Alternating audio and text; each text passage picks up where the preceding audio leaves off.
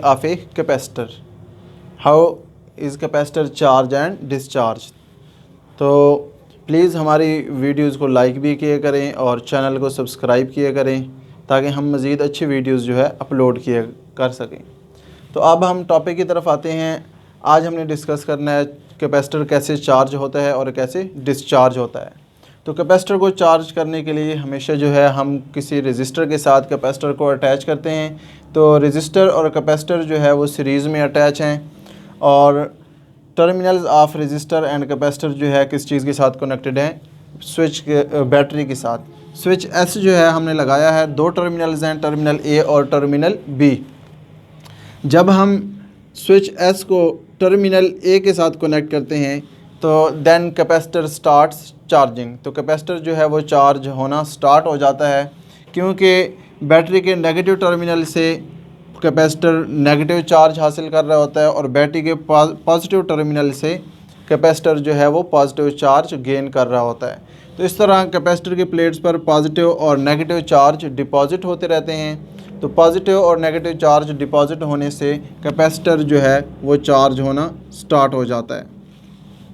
तो in this way capacitor gate charge. इस तरह जो है कैपेसिटर चार्ज हो जाता है, यानी कैपेसिटर के किसी एक टर्मिनल को हम नेगेटिव टर्मिनल ऑफ बैटरी से कनेक्ट कर दें और दूसरे को पॉजिटिव टर्मिनल ऑफ बैटरी से, तो इस तरह कैपेसिटर चार्ज होना शुरू हो जाता है।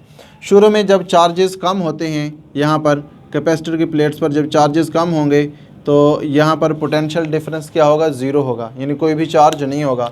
लेकिन जैसे जैसे चार्जेस आते हैं तो पोटेंशियल डिफरेंस बढ़ता जाता है। जैसे जैसे पोटेंशियल डिफरेंस बढ़ता जाएगा तो current, electric current, flow of electric current जो है सर्किट में वो क्या होता जाएगा, डिक्रीज़ होता जाएगा। क्योंकि जब कोई भी चार्ज नहीं था तो उस वक्त तमाम चार्जेस बड़ी हाई स्पीड से क्या कर रहे थे, मूव कर रहे थे और प्लेट्स पर डिपॉजिट हो रहे थे। लेकिन जैसे जैसे प्लेट्स पर चार्ज डिपॉजिट हो रहा है तो ये बाकी चार्जेस को आहिस्ता आहिस्ता क्या करना शुरू कर देगा, रिपेल्शन शुरू कर देगा, यानी पॉजिटिव चार्ज को रिपेल करना शुरू कर देगा, नेगेटिव चार्ज मज़ीद नेगेटिव चार्जेस को रिपेल करना शुरू कर देगा। तो इस तरह electric current, flow of charges slow हो जाएगा, यानी इलेक्ट्रिक करंट जो है वो क्या हो जाएगा, स्लो हो जाएगा और पोटेंशियल डिफरेंस जो है प्लेट्स के दरमियान वो क्या हो जाएगा, मैक्सिमम हो जाएगा। क्योंकि इस पर नेगेटिव चार्ज, इस पर पॉजिटिव चार्ज, तो दोनों प्लेट्स के दरमियान जो पोटेंशियल डिफरेंस है वो क्या हो जाएगा, मैक्सिमम हो जाएगा। अब देखें, ये जो कुछ बड़े कैपेसिटर होते हैं, कुछ स्मॉल कैपेसिटर होते हैं।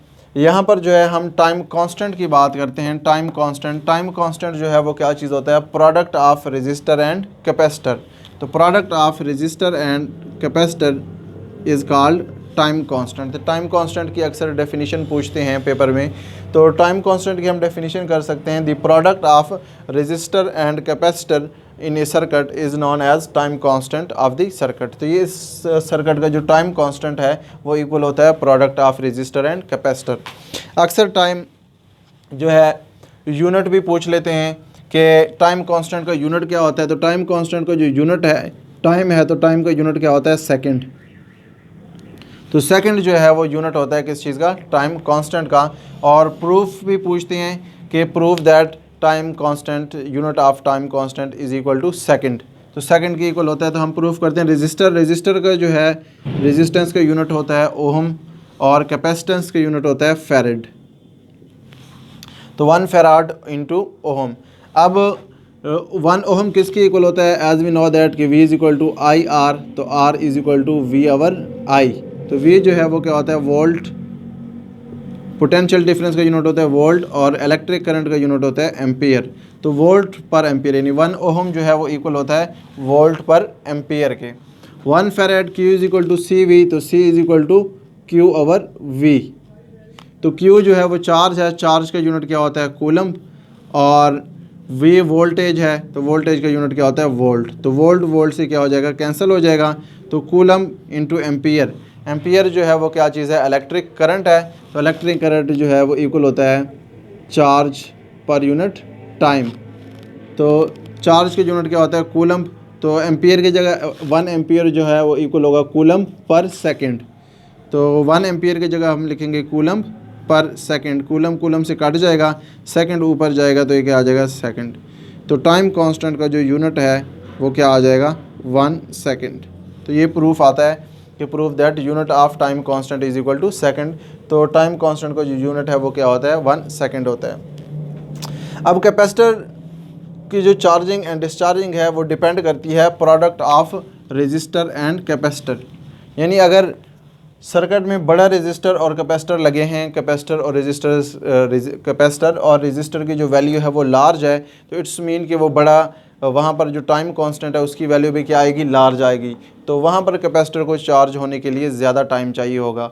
जिस तरह एक हमारे पास यूपीएस के साथ जब हम बैटरी लगाते हैं तो एक जो है 17 प्लेट की बैटरी होती है और एक जो है 27 प्लेट वाली बैटरी होती है। तो 27 प्लेट वाली बैटरी जो है वो बड़ी बैटरी है, उसका टाइम कांस्टेंट लार्ज होता है, उसको चार्ज होने के लिए ज़्यादा टाइम चाहिए होता है और डिस्चार्ज होने के लिए भी ज़्यादा टाइम। जो 17 प्लेट वाली बैटरी है वो उसका जो टाइम कांस्टेंट है वो क्या होता है, स्मॉल होता है।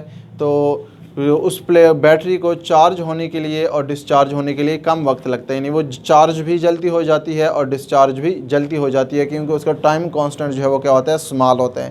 तो चार्जिंग या डिस्चार्जिंग जो है कैपेसिटर की वो डिपेंड करती है किस चीज़ पर, टाइम कांस्टेंट, यानी product of resistor and capacitor in the circuit. अब देखें फॉर एग्जांपल हमारे पास कोई दो कैपेसिटर हैं, उनका चार्जिंग का ग्राफ है। तो एक कैपेसिटर के ये है, यानी ये इसकी क्या हो रही है, चार्जिंग हो रही है। दूसरे कैपेसिटर की चार्जिंग का ग्राफ ये है।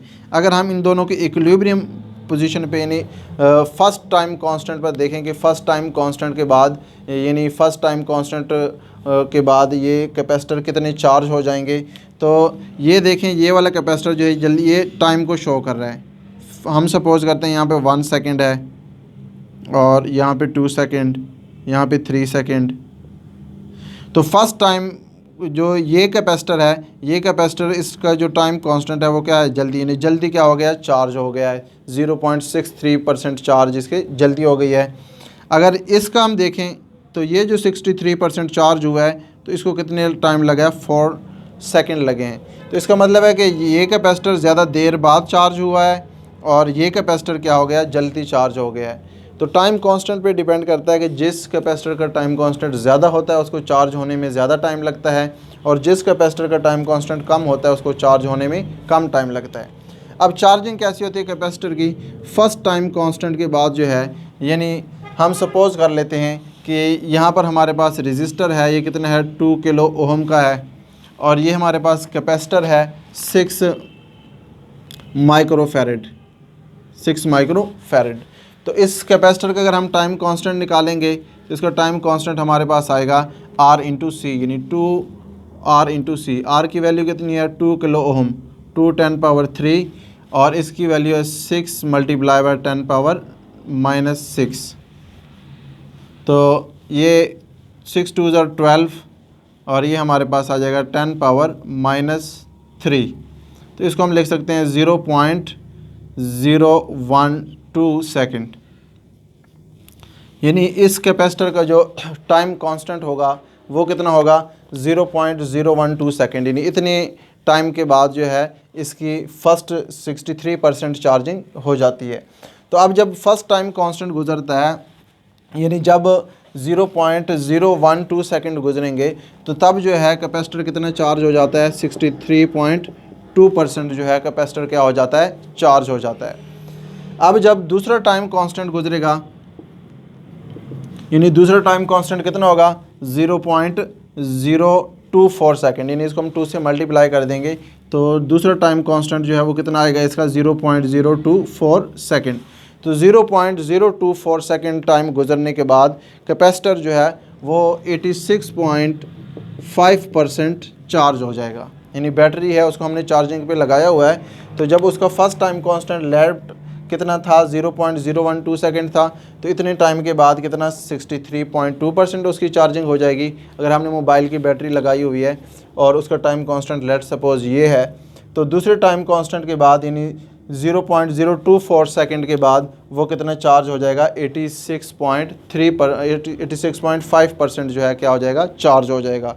इस तरह जब उसका थर्ड टाइम कांस्टेंट गुजरेगा तो थर्ड टाइम कांस्टेंट के बाद 95% जो है कैपेसिटर क्या हो जाता है, मोबाइल चार्ज हो जाता है। यूजुअली आपने देखा होगा कि जब हम मोबाइल को चार्जिंग पे लगाते हैं तो शुरू में उसकी चार्जिंग ज़्यादा स्पीड से होती है, ज़्यादा जल्दी होती है, लेकिन एंड पे जब पहुंचता है 90 या 80% के बाद, तो फिर उसकी चार्जिंग क्या हो जाती है, स्लो हो जाती है, क्योंकि उसमें चार्ज बहुत ज़्यादा स्टोर हो जाता है। उसके बाद चार्ज रिपल्शन शुरू कर देता है और चार्ज रिपल्शन की वजह से बाकी टाइम कांस्टेंट में उसकी जो चार्जिंग है वो क्या हो रही होती है, स्लो हो रही होती है।